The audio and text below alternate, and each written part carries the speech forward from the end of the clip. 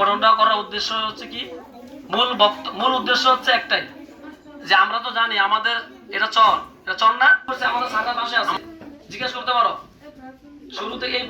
আমি কিন্তু এই স্কুলের ছাত্র, তোমরা জানো না? যে দুজন বক্তব্য দিয়েছে ওনারা এই স্কুলের ছাত্র ছিল, এখান থেকে জেএসসি দিয়েছে। আমিও এখানে 2019-এর বেশ আলমের সাথে আমরা কি শিখতে পারি?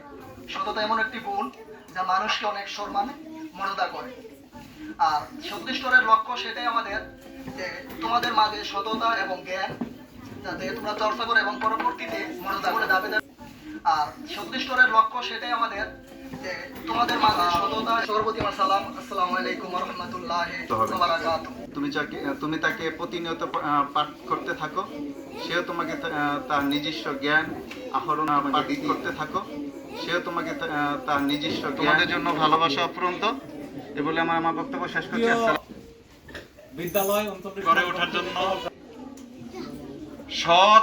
সততার সহিত মানুষ হওয়ার জন্য আমাদের সততার প্রয়োজন।